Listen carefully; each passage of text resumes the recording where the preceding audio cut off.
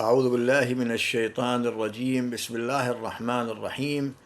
اللهم صل على محمد وآل محمد الطيبين الطاهرين. لا زال كلامنا وللحلقة السادسة حول حياة سيدنا ومولانا الخضر عليه السلام، الذي أينما ذكر يحضر، لذلك نسلم عليه: السلام عليك يا سيدنا ومولانا الخضر عليك السلام.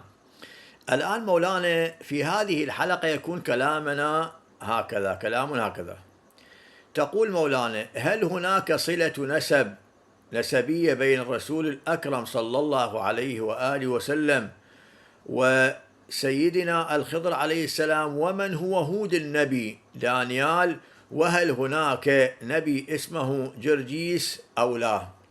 في الجواب مولانا نقول: لم يكن الخضر عليه السلام في عمود نسب النبي صلى الله عليه وآله وسلم، إذا هو ابن ملكان ابن هود عليه السلام، والنبي صلى الله عليه وآله وسلم من نسل فالغ ابن هود عليه السلام هذا، وكان دانيال عليه السلام نبيا مبعوثا في بني إسرائيل حينما كانوا أسارى بيد بخت النصر في بابل، إذ يظهر بعض الآثار والأخبار بخت النصر قد أغار على أورشليم عاصمة اليهود ونهبها وأجلى أهلها إلى بابل في سنة 538، وعلى كل فقد عذبه بخت النصر في بادي الأمر، ثم بعد الوقوف على غزارة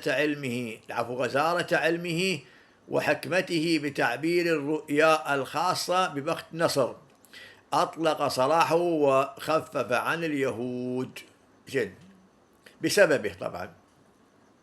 ولكن هود عليه السلام قد قبض في تلك الأيام بعدما بشر قومه بعودتهم إلى وطنهم بيد من كان يبيد حكم بخت النصر، وقد دفن في مدينة شوش في إيران، ومضجعه معروف هناك.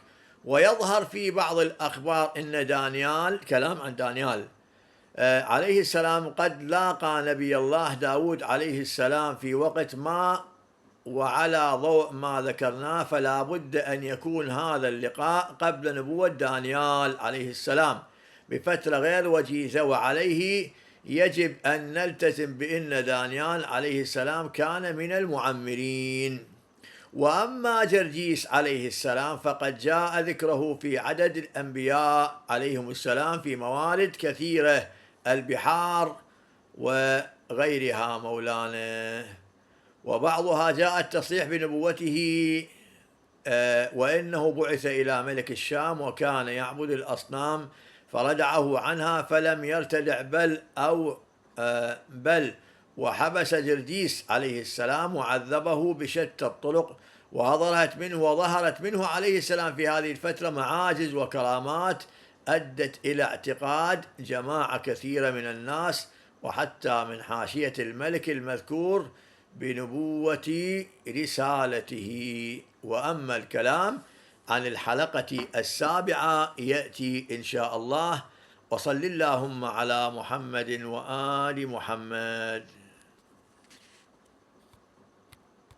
يا الله.